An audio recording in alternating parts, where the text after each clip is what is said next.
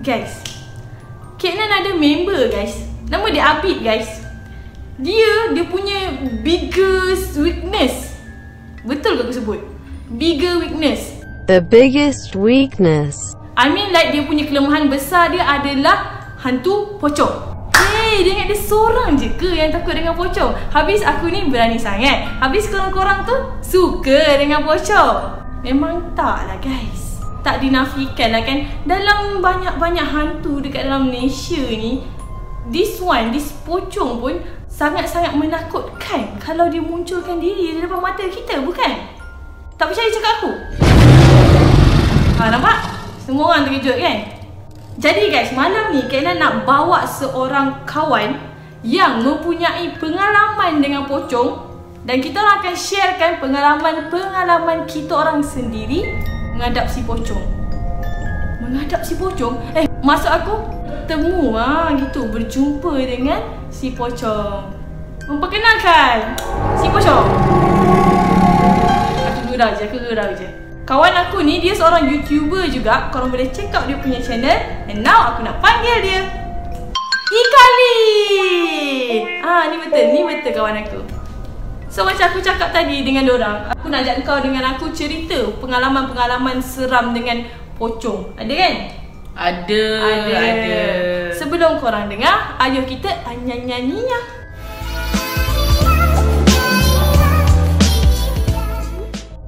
So, Ikali, before aku start ataupun kita start bercerita pasal pocong ni kan, Kak Nan banyaklah dapat komen. Orang kata, Kak Nan, kalau nak apa cakap tu kais-kais lagi. Kias lah sikit. Kalau nak cerita pasal pocong, cakaplah si bungkus. Kalau nak cakap Pontianak, cakaplah Kak Pon, mungkin like that. Tapi bagi Kak Nan sendirilah, Kak Nan tak kisah pun aku sebut dah apa pun, diorang tahu juga kau tengah cerita pasal dia, betul tak? Jadi apa pendapat Ika sendiri? Itulah macam benda ni kan, aku banyak juga tengok macam YouTuber lain ke apa kan, diorang pun macam sebut kias-kias macam si bungkus tu banyaknya gula-gula lah, betul? Chocolate hack lah, ada yang panggil encik poch lah, macam-macam kan. Tapi bagi aku bergantung pada situasi jugalah. Kalau kata macam time kita tengah bercerita tu kita dah rasa vibe seram dia tu, mungkin aku akan tukarkan ke nama ganti dia lah. Sebabnya kita tak tahu apa benda yang ada kat keliling kita kan. So kalau kita duk sebut nama dia, duk sebut pocong lah, tiba-tiba dia merupa jadi benda tu. Betul. Logik lah. Kau datangkan aku satu idea baru gitu. Betul lah, logik. Patutlah korang cakap jangan sebut benda tu sebiji. Jadi kalau kau sebut benda tu gula-gula, dia datang sebagai gula-gula lah. Stop it. Get some help. So Ika, aku nak tanya kau dulu lah. Kau selesa untuk aku sebut terus pocong ataupun nama samaran dia? Buat masa sekarang ni aku tak rasa vibe seram tu, so sebut je lah. Sebut pocong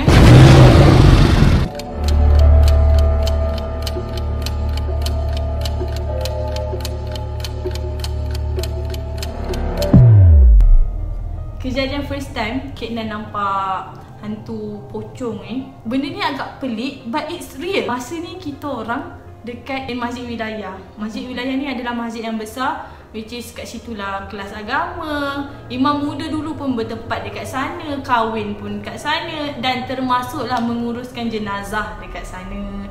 Dulu Kak Nan sekolah kat sana. Kalau nak pergi kelas memang akan lalu bilik jenazah tu. Dia bukan simpan mayat, dia mandikan mayat kat situ. Okay, bilik mandi lah. Ya, bilik mandi mayat. And toilet kita orang berdepan. Ini toilet perempuan, ini bilik jenazah. Okay. Jadi nak dijadikan cerita malam tu ayah Kak Nan tadarus dekat masjid, and then kita orang habis dalam pukul 12.30 malam macam tu. Dah habis, diorang ni ada moreh makan. Moreh tu makan malam Supper lah, supper makan-makan lah. Supper? Supper. Oh, supper. Okay. Supper. Ada supper dan semua bagai tu. Kak Nan dengan adik Kak Nan Hanani tu nak pergi toilet. And then kita orang dekat Anjung B tau. Toilet kita orang dekat Anjung C. Macam aku cakap tadi, toilet kita orang berdepan dengan bilik jenazah tu. Jadi kita orang decide, Nani, kita pergi je lah toilet lelaki. Lagipun waktu-waktu sekarang dah tak ramai orang. Yang ada pun geng tadarus ayah aku di mana diorang tengah melantak makan dekat dalam dewan. Okay. Jadi kita orang pun berdua pergi. Korang tahu je lah toilet lelaki untuk wuduk. Okay. Toilet dia terbuka. Orang nampak kau wuduk. Okay. Jadi kita orang pun baru je nak masuk, kita orang akan melalui si wuduk pula, tempat wuduk dulu. Dah masuk, tiba-tiba adik Kak Nan dia quiz. Akak. Lepas tu aku macam, pandang lagi kat kanan kan ada lelaki ke apa kan. Kau ni kenapa? Jom je lah. Macam tu. Kerek lah, kat sulung. Kerek. Jom lah. Lepas tu dia pun pegang aku kuat. Lepas tu aku pun jalan lah menonong macam tu kan. Then I stuck at the moment. Because why? Mata aku direct pandang something putih. Tapi masa tu cakap lulu cakap wal kan. Dia punya tepa aku tu macam tak boleh brain, macam otak tengah hilang masa tu. Tu dia macam jatuh cinta pandang pertama macam tu. Tak hilang. Dia macam terpegun. Apa dia ni? Putih macam ni. Lepas tu aku tengok lama-lama, pandang bawah sampai ke atas. Buat tengok muka dia. Muka dia memang, dia bukan warna coklat, dia hijau pekat. Okay. Maybe lumpur kot. Mungkin. Masa tu aku tak terfikir dah benda apa kan. Hijau pekat dia. And then I pandang belah atas, baru I nampak dia punya tu. Dia punya riband. Dia punya riband. Riband dia. Tengok lah, dia bukan cacat, dia tengok. And benda tu menyandar dekat dinding. Okay, aku nak clear dekat sini. Benda tu bukan dalam masjid tau, dia luar masjid. Kan aku cakap tadi dia terbuka. So benda tu belah luar. Bila aku dah perasan benda tu, baru aku dalam otak aku boleh connect the dot kan. What is that? Mak ai, pocong. Dan dia baru aku cakap, Hanani, lari. Macam tu. Memang aku jerit kuat lah dalam masjid tu. Lepas tu dia pun mencecek lah kita orang lari keluar kan. Lepas tu, nampak ke dia ni? Nampak lah, sebab tu lah orang cakap dengan awak tadi tu. Lepas tu aku macam, kau tak cakap tu pocong. Macam mana nak cakap? Dia pun apa? Tekaku. Dia just mampu macam tu je. Yang sekarang aku tengah meremang. I'm so sorry. Acur. First pengalaman ni sebenarnya benda yang kita tak boleh lupa. And benda tu yang sebenarnya tinggalkan kesan dalam kepala kita. Okay.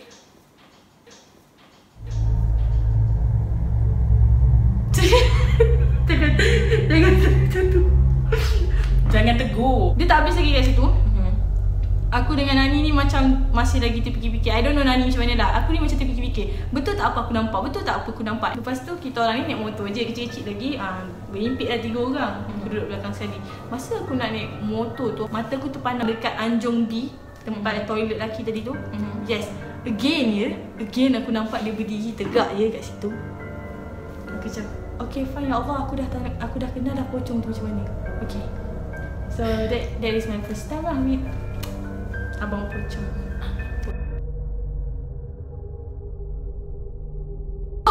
Ika, macam mana hang pula? Okay, first day aku cakap utara lah. Aku harap hampa faham lah.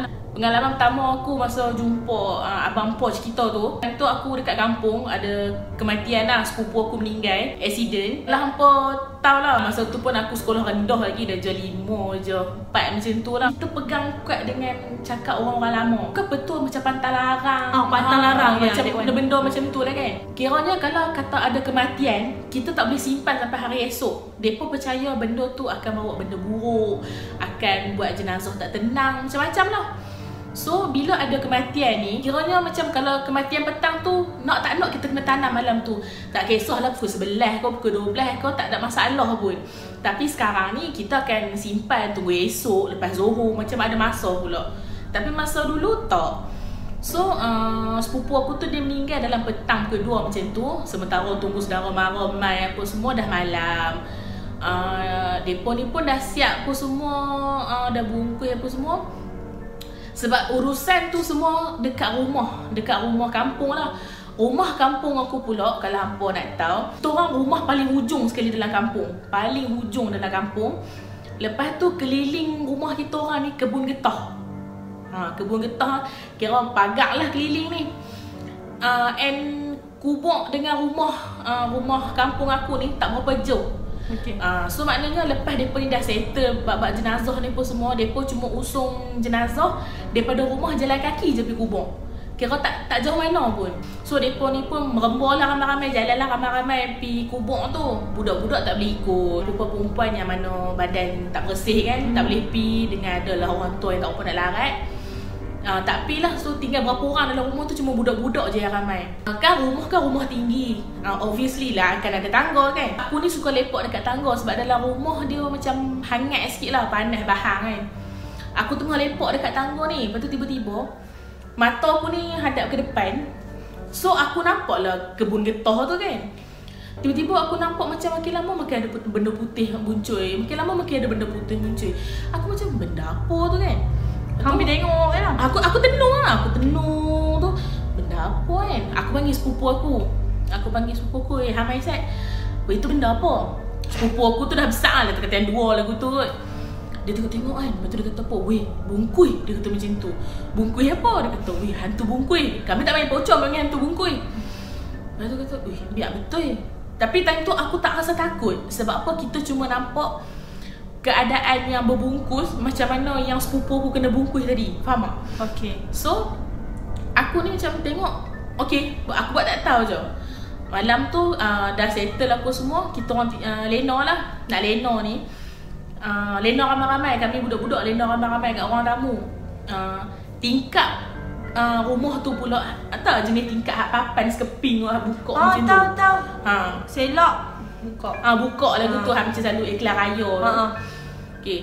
Tingkap macam tu and kami buka tingkap malam tu, buka sebelah. Sebelah lah sebab angin masuk. Nak bagi angin masuk panas kan. Lepas tu aku ni duduk bawah selimut lah. Aku selimut habis. Duduk ni tiba-tiba sepupu aku cuik-cuik, weh, ada benda dekat tingkap, dia kata macam tu. Aku pun buka lah selimut aku kan. Buka, aku nampak abang poch kita tu duduk berdiri sama level dengan tingkap. Tak, maksud kau tingkap yang atas tu dia berdiri sama tinggi. Okey, katalah ni atas tingkap. Okey, macam ni atas. Kepala dia ngam-ngam je. Hang terkejut kali aku.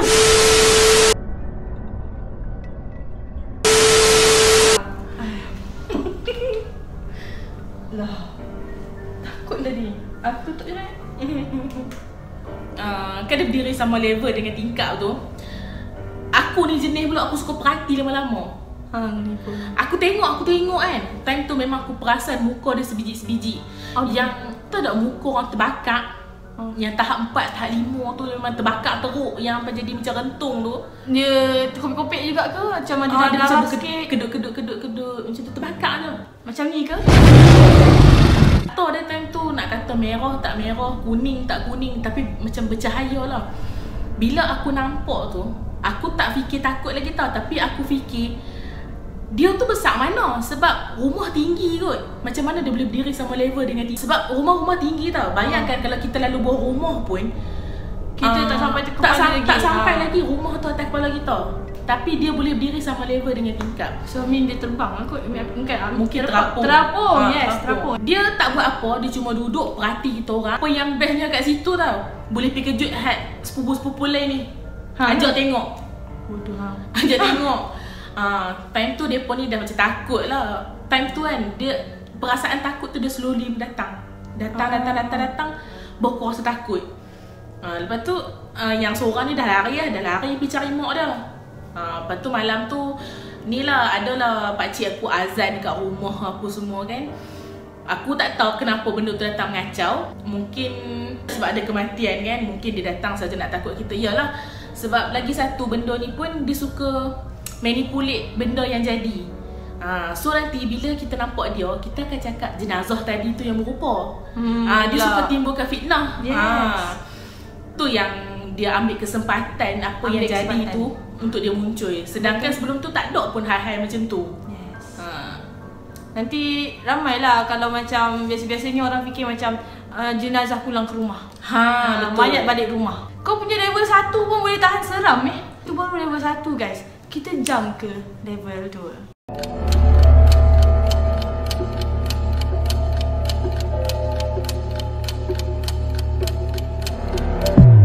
Cerita dia macam ni. Masa tu Kak Nan student korang tahu je lah. Ada masa cuti, diorang akan pergi hang out luar, balik lambat, tengok wayang, midnight movie, midnight wayang macam tu. Itu benda biasa, tipu lah yang belajar tak pernah buat. Kan. Masa tu aku dengan member lelaki aku lah kita orang balik masa tu aku ingat lagi dalam pukul 3 lebih. Tak tahu kenapa masa I zaman belajar dulu, sama ada mata ni terang boleh nampak hantu ataupun memang hantu suka tunjuk muka dia kat aku. Jadi perjalanan balik daripada wayang tu ke rumah, I feel something dalam kereta sewa tu. Kereta sewa ya guys, macam apa kat belakang? Macam tu. Okay. Rasa je benda tumpang lah. Ya, macam ada benda tumpang macam tu. Mata ni macam melirik. Melirik sikit, tengok. Warna nampak pocong dia. Dia baring. Dia tak duduk, dia baring. Wah. Dia baring. Wah, benda putih. Aku dah tak sebodoh dulu pergi tengok daripada atas sampai bawah. Warna nampak putih macam tu, waktu dah pocong. Okay. Tapi ada sebab kenapa aku boleh yakin itu pocong. Aku cakap dengan member aku, mulut pula memang tak terjaga sikit. Okay. Pocong ikut belakang. Member, Anan janganlah cakap macam tu kan. Risau. Lepas tu I nak buat macam mana? Mulut masa tu memang tak ada nak jaga. Kalau aku yang buat kereta time tu, aku drop dia tepi jalan. Takut. Nasib baik bukan dia. Nasib baik member tu sabar dengan aku kan. Sebab kalau aku nampak apa-apa kan masa zaman tu kan, direct diorang cakap, nampak tu Pontianak tu depan kancil tu. Bapak. Tapi setiap kali aku tegur, ini pengajaran untuk korang sekali setiap kali aku tegur, aku bercakap pasal benda tu, memang dia akan kacau. Macam aku tunjuk Pontianak tu, malam tu aku meracau yang macam tak sedar diri sikit. And then dia menangis depan pintu rumah. Satu rumah boleh dengar. So yang pasal pocong ni pula disebabkan aku dah tegur, dia dah drop aku semua pelbagai, aku dah mandi semua, dah nak tidur. Dah nak tidur, kita orang ni rumah 2 tingkat. Tapi tidurnya kat bawah. Student pula tu tak ada katil, tilam saja. And then kepala aku masa tu tangga ni kepala. Macam tu. Okay. Tiba-tiba kan member semua dah tidur ni, dengar bunyi orang turun tangga babe. Okay. Ketak. Mula-mula masa tu tak fikir lagi bunyi tangga. Masa tu fikir apa benda ketak ni kan. Okay. Lepas tu baru macam fikir, ni bunyi macam something step on the tangga. Okay. And then aku pun menjeling juga. Menjeling babe. Dia terjun babe dari satu. Kau nampak pocong tu melompat-lompat dan turun. Ya Allah, tak tahu masa tu nak takut ke nak sedih ke apa kan. Bawa tidur je. Tapi tidur pun memang tak tenang lah. Sebab tidur kita ditindih. Masa dalam tidur tu vision dia macam ni tau. Bukan seekor babe, 3 ekor. Tapi yang ni kecil-kecil lah yang aku nampak ni. 3 ekor tu babe, dia lompat-lompat. Tak kepala aku. And then bila aku nak bangun, tak boleh nak bergerak. So aku tahu lah aku ditindih masa tu. So that is my experience lah. Kalau hari tu just nampak, yang kali ni disebabkan aku tegur, aku dengar dan aku ditindih benda tu. Dengar cerita orang seram yang kita cerita macam tak seram pun tak? Betul. Tapi aku dengar cerita aku bagus seram. Aku meremang setiap kali cerita.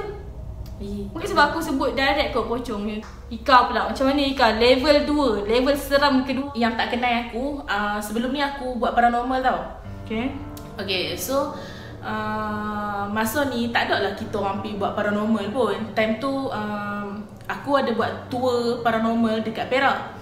So ada salah seorang daripada member paranormal aku ni, dia suggest macam, weh, apa kata hamai area opsi? Okay. Dia kata apa kata hamai area opsi? Kat sini pun banyak orang hutan-hutan, tempat best kan, yang hampa boleh pergi explore. Lepas tu aku sembang-sembang dengan member gue lain, dia cakap okey lah, dia orang pun cuti kan, jual kita ala-ala kita pergi jalan. Lepas tu ala-ala pun nak hantar member aku yang budak opsi ni juga balik dia punya college sebab dia kena submit assignment.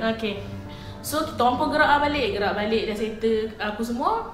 Malam tu kita orang tanyalah apa tu member-member yang member aku budak opsi ni, member lelaki dia, dekat mana tempat best, tempat seram pun semua. Depa ada bagi tahu satu tempat ni. Depa kata dulu tempat tu depa buat jadi gelanggang silat. Tapi gelanggang silat ni dekat dengan sungai. Kiranya gelanggang silat, lepas tu ada sungai. Okey. Dekat situ pula, sungai tu pula, apa yang mereka cerita, orang selalu pergi bertapur. Macam kan orang-orang silat kan, bila dah sampai satu tahap, mereka kata mereka kena duduk bertapur seorang kan. Ada yang kata duduk pergi menuntut ilmu lah apa, macam-macam lah kat sana. Lepas tu tapak tu pun mereka ada buat tapak perkemahan untuk yang jati diri ni. Aku kalau aku ingat nama tempat tu aku boleh cerita, tapi memang aku tak ingat dah. Tempat jati diri maksud kau apa? Macam kita buat perkemahan, nak bina jati diri. Bina jati diri. Macam duduk sorang-sorang alone macam tu right? Tengah-tengah malam right? Tengah malam. Kemah lah, camping. Betul. Program tu lah. Okay. Program tu lah. Lepas tu tapi disebabkan pernah jadi benda yang tak elok masa orang buat camping, so tempat tu depa dah tutup. Tak ada dah tutup sepenuhnya, tapi depa dah tak bagi orang buat camp dekat situ sebab tempat dia tu macam agak bahaya lah, takut lagi tiba-tiba budak-budak dia terjun sungai ke apa kan. So kami pun decide lah pergi tempat tu. Jalan masuk tempat tu, kiri kanan semua lalang. Lalang hutan. Lalang tu yang binatang kecil kan? Tu belalang. Tu belalang. Okay, sorry. Lalang tu hak rumput panjang-panjang tu. Okay. Lepas tu dah jalan-jalan antara hutan, antara lalang apa semua ni, kita orang sampai macam satu kawasan macam agak lapang. And sebenarnya kita orang tak perasan pun tanah lapang sebenarnya apa dia. Masa mula tak perasan. Kita orang cuma nampak tanah lapang. Masa mula-mula masuk okey. So kami masuk ke dalam, apa semua, dia sampai jalan mati. Sampai jalan mati, dia macam ada satu tapak luas, lepas tu ada sungai. Kami pun berhenti parking kereta kat situ, kena jalan kaki nak masuk dalam. Kami kena jalan kaki, bawa torchlight apa semua, kami masuk dalam lah. Yang tanah lapang tadi tu hang masih lagi tau. Okay. Sampai kat jalan mati barulah kena jalan kaki. Lepas tu kami pun jalan kaki masuk dalam. Time tu perempuan 2 orang, laki 3 orang. Kami pun jalan lah masuk dalam ni. 5 orang je kita orang. And yang paling tua pun time tu kawan aku seorang. Lo ni umur dia dalam 29 aku tu lah. Pilih kami. Yang bestnya kami pergi semua penakut-penakut. Tak ada pun yang pandai berubat ke, tahu nak buat ni apa, tak tahu. Hang berani mati. Lepas tu kami pergi lah, jalan-jalan masuk dalam tu. Time tu mindset aku fikir apa? Ya Allah Tuhanku, janganlah bagi aku jumpa pocong. Okay, awal lagi aku dah set benda tu dalam kepala otak lah. Sebab memang aku tak suka benda tu. Kes yang pertama tadi tu lah. Sepanjang-panjang jalan, kami rasa jalan tu agak jauh, dalam 7-8 minit kot kami nak berjalan. Nak pergi satu tempat yang akan jumpa macam satu bukit. Lepas tu kawan aku pun ada lah 2-3 orang yang boleh nampak juga. So kami dah jalan-jalan ni kan. Member aku hak seorang ni, dia kata macam ni, Ika, hamai jalan depan lah. Aku tanya kenapa bersebab? Tak apalah, hamai lah jalan depan kan. Aku pun macam, sebab aku dah biasa duduk belakang. Lepas tu bila orang suruh aku pergi duduk depan, aku rasa macam tak selesa. Macam kan ada orang ikut kat belakang, aku rasa tak selesa benda tu kan. Lepas tu dia main dekat dengan aku, dia bisik, jangan tengok atas, dia kata macam tu. Lepas tu aku cakap, kenapa? Kita ni tak sudah tipu lah. Orang kata jangan, hak tu yang kita nak tengok. Betul. Aku kan dalam duk tanya kat dia kenapa, aku tengok juga atas, tapi aku tak nampak full lagi lah. Aku cuma nampak ada satu tali yang berjuntai. Satu je tali warna putih berjuntai. Bila aku dah nampak tali tu, aku tak pusing dah bagi habis. Aku jalan straight lah, menolong aku jalan sampai ke depan tu. Awak tak tarik tali tu? Hang gila, lagi dia bogey. Itu yang aku takutkan. Itu lagi seram. Lepas tu tak apalah, kami jalan sampai ke dalam.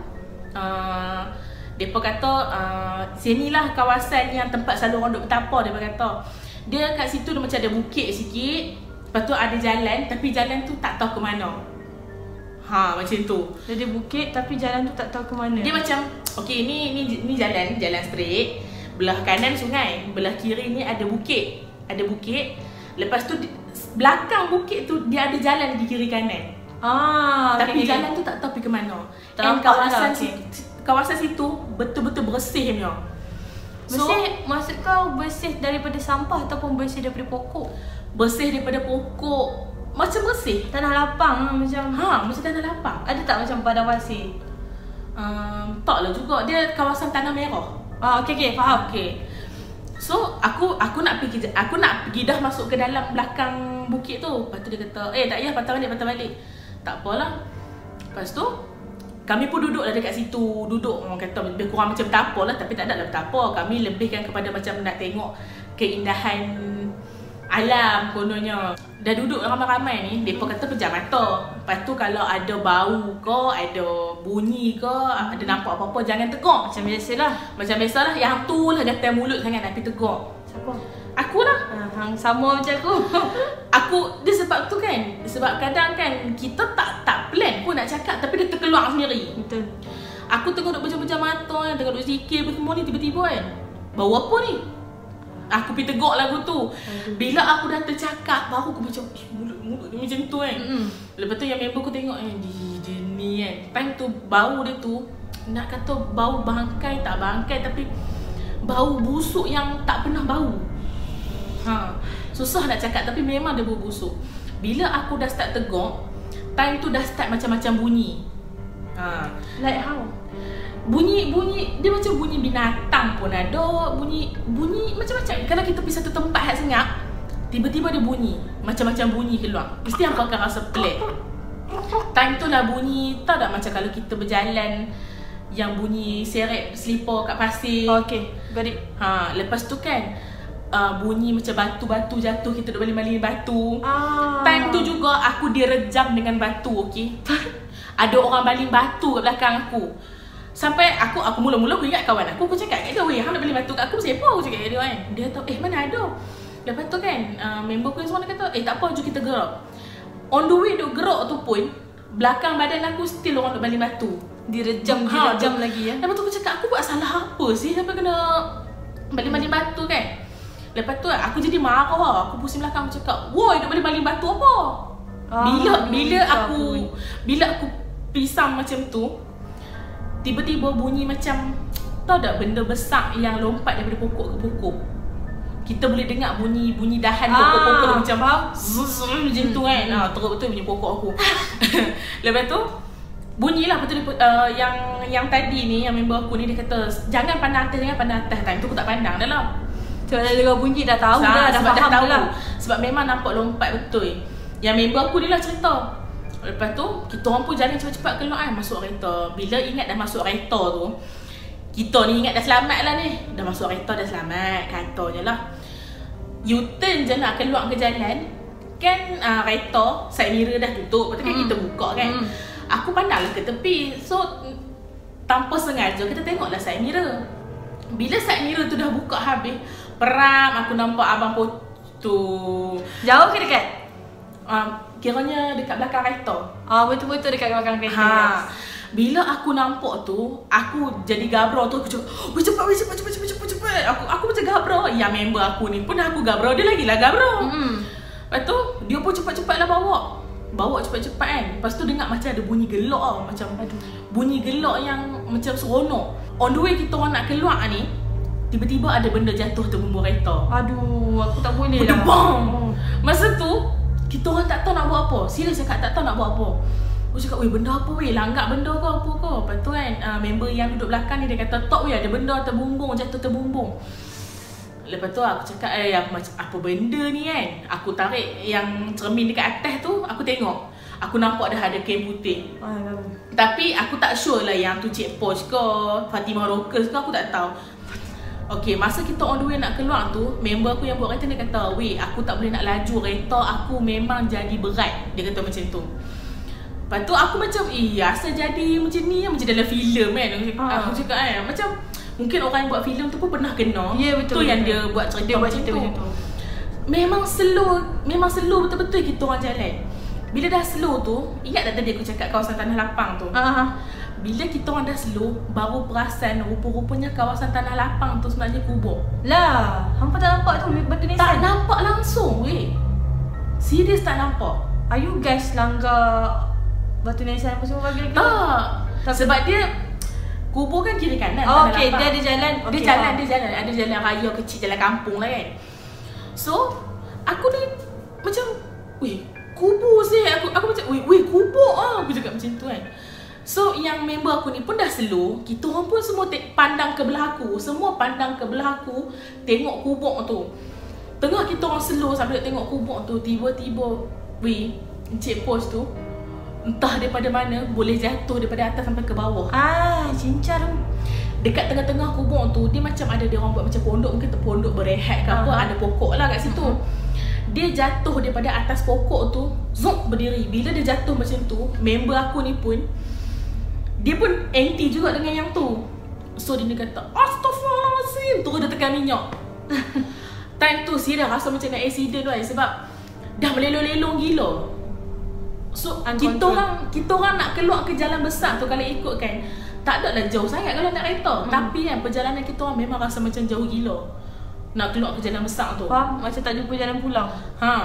Padahal jalan tu sebenarnya straight je. And kita orang tak jumpa pun lalang-lalang tu masa tu. Yang kita orang hanya perasan hanya kubur sepanjang-panjang jalan. Waduh. Sampailah kita orang dah keluar dekat simpang. Lepas tu member aku yang seorang yang adalah seorang tu, dia boleh lah ubat sikit-sikit. Dia turun kereta, dia ajak aku. Lepas tu time kita orang turun tu, dia macam ada selekoh sikit tau. So dekat selekoh tu memang kita orang nampak Poch tu duduk diri tepi jalan. Dia lambai tak? Tangan dia kena ikat. Tangan kena ikat. So masa tu lah member dia ambil apa ni, air mineral. Dia baca-baca, dia cuma renjih dekat jalan tu, and then kita orang balik. Yang pertama tadi tu seram. Yang kedua lagi seram tu. Lagi seram pula.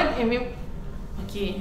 Mungkin kita memang takut kot. Sebab lagi satu kan guys, aku tak tahu Ika perasan ke tak, surrounding dah jadi lain. Ya, hang tak nampak ke aku dah start berpeluh? But dah menakutkan di sini je. And dia dah start bunyi-bunyi something crawling right you. Tak apa, kita nak continue. Sampai di sini sahaja video Kak Nan kali ni. Korang jangan lupa untuk datang kembali ke YouTube channel Kak Nan esok hari, kerana kita ada sambungan level 3 of this cerita pocong. Minta maaf kalau korang dah takut sangat sebab dia jump scare. Tak jump scare lah kalau tak Kak Nan kan. Sekarang ni aku nak ajak korang sama-sama kita ke YouTube Ikali Channel, sebab dekat sana kita orang akan berkongsikan pengalaman-pengalaman pertama mengalami benda-benda seram ni. Jom kita jumpa di sana.